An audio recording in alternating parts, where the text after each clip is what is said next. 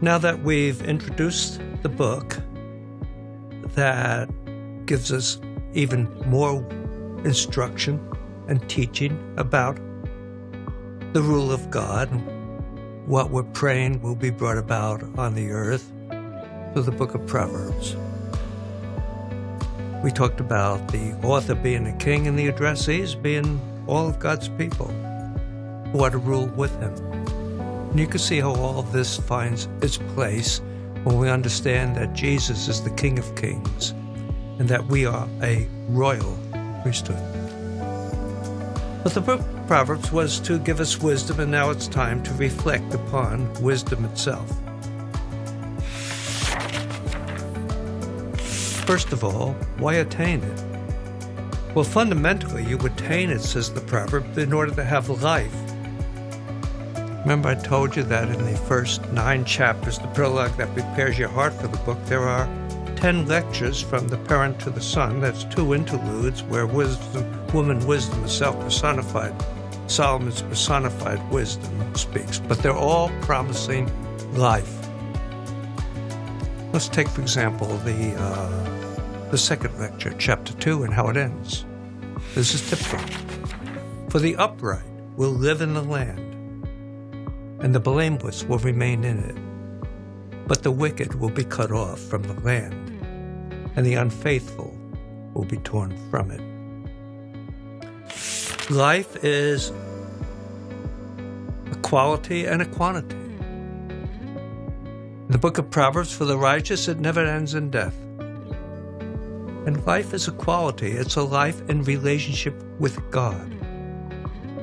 Psalm 1 is a wisdom psalm, and it says, for the Lord knows the way of the righteous. It doesn't mean he knows about it. It means his spirit resonates with the way of the righteous. The righteous share his spirit, and there's simpatico, there's simpatico. There is eternal life in that relationship, and it can never die.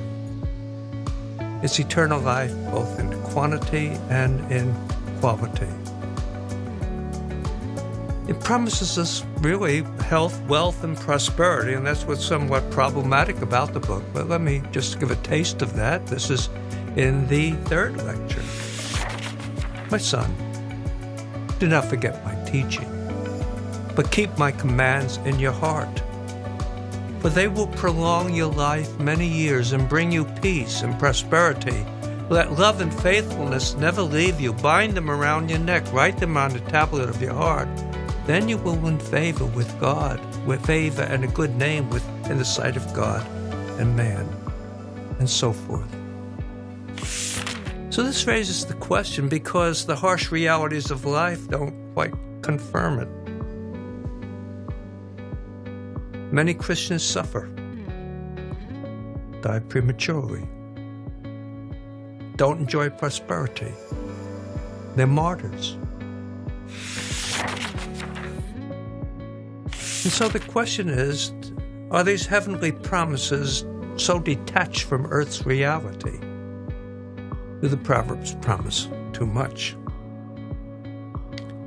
Many have attempted answers to this. For the time I have, I'll simply set forth some notions I think may be helpful as they are to me. First of all, the promises are partially validated by experience. We know that the wise generally live longer, and the sober, not the drunkard, will have a better life, health, wealth, and prosperity. And those who are not hotheads will have a better life, and so forth. So they're partially validated by experience. People read them in isolation from one another, but you have to read the whole book. And it's quite clear when you read the whole book that these individual proverbs are not expressing the whole truth.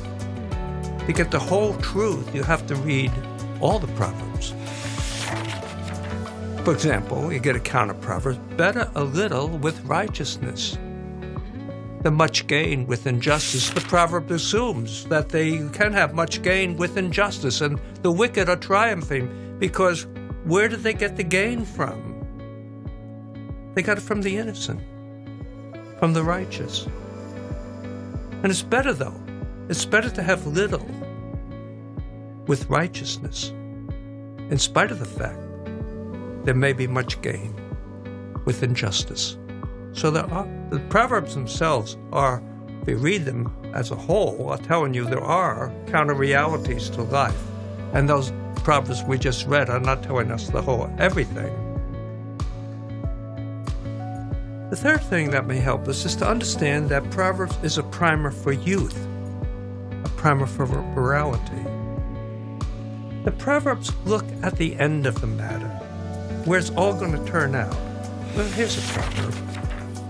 Do not lurk like a thief near the house of the righteous. Do not plunder their dwelling place. Now, no.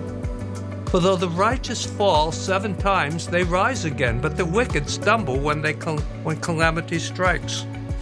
Though the righteous fall 7 times. 7 is the number of completion, perfection. It's like being knocked down for the count of 10. Though you're knocked down for the count of 10, or the cat with its 9 lives, it's used up its 9 lives. He's out. For though the righteous falls 7 times, it's done. He rises again. That's the end of the matter. Job and book of Ecclesiastes, they're looking at the poor bloke on the mat, or he's being counted out for the count of 10. But book of Proverbs is not concerned with that. It's concerned with the end of the matter, how it all turns out. And how it all turns out is the righteous even outlast death. The final word is not in the grave. The final word is beyond the grave. The final word is not a shovel of dirt in your face. The final word is the resurrection of the dead. And the righteous, and the book of Proverbs looks to the righteous, the end of the matter outlasts death. And that's what you have to keep in view.